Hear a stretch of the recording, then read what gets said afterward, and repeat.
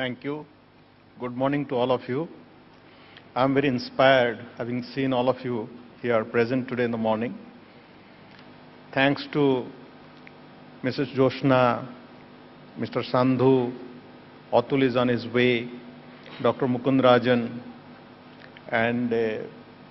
Arvind Pradhan, Prabodh, my colleague, and Balasubramaniam, and all of you organizers. I'm so grateful to all of you. I feel actually today very excited. I never thought when we started the journey, it will be such a good thing, so many people present, so many respected people agreeing, experienced people agreeing to speak in this seminar. Actually, it has become a buzzword like Skill India. So yesterday I was thinking, actually if we don't skill India, we'll kill India. So look at any data, it is actually scary. Mr. Atul has come. Atul, please come to the dais. Atul is the COO, Chief Operating Officer of National Skills Development Corporation. They actually started a very structured journey in skills development. It's not that things were not happening in this country.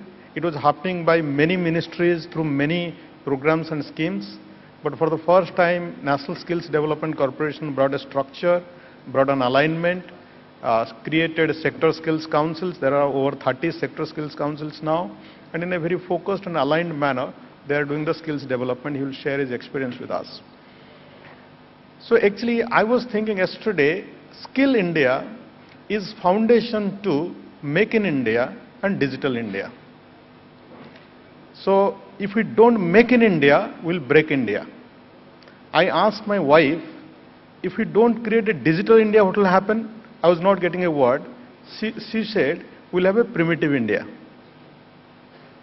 Actually, it's so true. If you take these three things right, make these three things right, and wherever these three things have been right, look at Germany.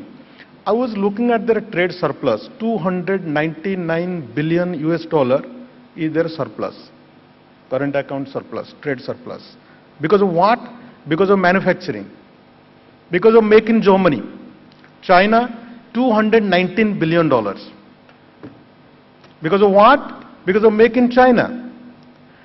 50% of world's manufacturing happens in one country. That's in China. And it happened only in 30 years in front of us.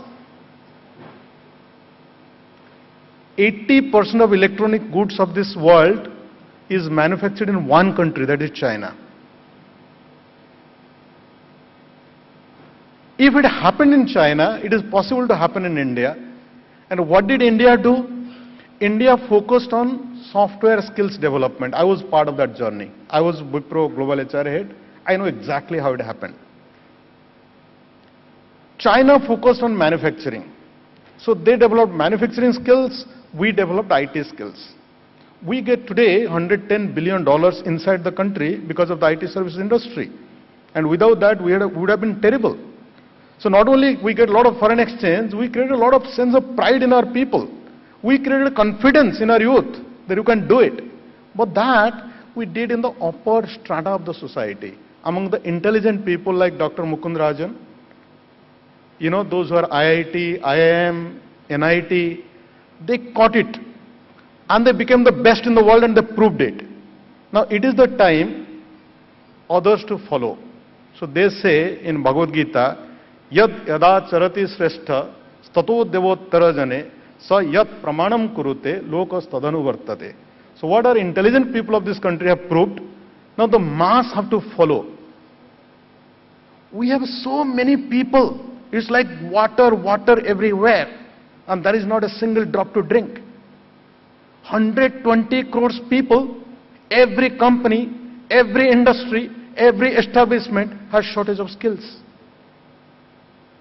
What is the problem? We have no input.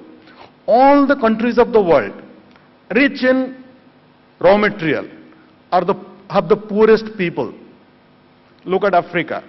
Look at all the countries who are rich in raw material are poorest in their economy. India is richest in manpower and is one of the poorest. So what is lacking? The throughput, the process. The process is skilling India. If we don't skill India, we'll really kill India. You know, I had an opportunity to speak last Sunday in one of the seminars in Odisha, Bhubaneswar. So there are many ministers. I come from a village. So from my village, boys have been there in US, Germany, Japan, all over the world. And somehow we are lucky. So all of us studied and then went to different parts of the world. So I was talking to one of the persons when I was in Germany. I said, when did you go to the village last? He said, Bijoy Bhai, they call me Bhai. I don't want to go to village anymore.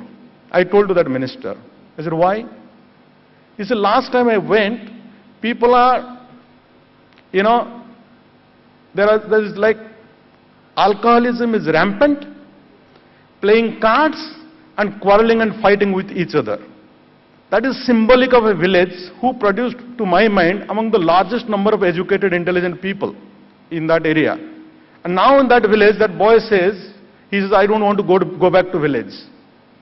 Just imagine, the villages, many of the people of this country you will see, very intelligent people have come from villages. And our histories are villages. Now we have killed villages. We have delinked. We have stopped people coming out of that. Now towns, look at the urban slums. Look at the people around you. So you'll have in tribal areas like Odisha, Chhattisgarh and Jharkhand, Naxals. And you'll have in urban slums, the urban Naxalites. Where will you go? So if you don't skill India, you'll kill India. If you are not giving a dream, you are destroying this country. Luckily, this government, the people of this country, the corporates, the academicians, the thought leaders have thought it right that we have to skill India. All have come together. So when we were designing this seminar, we thought it is just not skill India, we have to take along education. We have to take along CSR. Many corporates like of Dr. Mukund Rajan Tata's have started massive journey in terms of skill India and given huge commitments. Companies like ours, we employ a lot of people and we actually have a strong skills development system to create the supply side of the talent for all our businesses. In Wipro I saw when IT talent was shortage, everybody was running to the IT, NIT and IIT to hire engineers to develop the people. We came up with a proposal. We said we'll go to the small towns, the BSc graduates who are first class, who are strong in mathematics, didn't get a chance to do the engineering because they didn't know what is an engineering entrance. So they are stuck in mathematics, they are stuck in physics, they are stuck in chemistry, we'll train them. So we created a program called Wipro Academy for Software Excellence. And then started training those people tied up with the BITS Pilani. So gave them a degree, MS degree from BITS Pilani, made them work in Wipro, created thousands of engineers out of India, lowest cost. When the NIT engineers were charging 25,000 rupees salary, we paid them 5,000. And after a year, software takes 6 months to be trained. After a year, they were much better than some of the IIT and NIT people in coding. And our clients demanded those people, not IIT and NIT people, because they're humble, they're striving talent, they were very capable to do software programming, and they had an aspiration to achieve. What happened in that company, I believe, that can happen in many other corporates, in many other sectors. What IT sector did in terms of deploying people all over the world, every single sector can do, and there are opportunities. You know, we were in Germany, we found hospitality industry, our boys and girls, they're in the hotels, they're in the hospitals, they're the nurses. If they have done that in Germany, they can do it in Japan. They can do it in North Europe. They can do it in every single country of the world. We have an opportunity to train our 120 crores people and then facilitate the process of going all over the world and go and work and send money home so that India will actually come up out of our $27 billion trade deficit and lots of poverty and lots of discontinuity between villages and the urban cities. So that's why I said, if we don't do skill India, we'll kill India. So how we came together, we had a CSR committee in IMC. IMC has everything. IMC is like India. You know, it has everything. So we had a CSR committee and we had an education committee. Our president, Mr. Prabodh Thakkar, he just doesn't speak, he sets examples. He has set up his own skills development center by donating his own money, not for profit, in GIFT City to create the BFSI talent pool for the country. And he has tied up internationally with the best of the Lloyds, etc., best of the institutes to make that a success. He thinks at a very different level. So when we are neighbors, we are going for a morning walk. When he told me that, I said like, look, I have made my mission, passion, everything of my life I have committed to skills development. He said, why don't we start a skills development committee in IMC? I said, of course we'll start. When we started, then we got to know CSR is there and education committee is there. Luckily, all were very cooperative. We came together. Dr. Rupa Shah is there and others are there, Mr. Kilachan. So we all came together and we said, we'll do it together. And actually, Tatas have proven it that CSR money can go to Skill India. So we said we can actually work together. And Germany has proved it.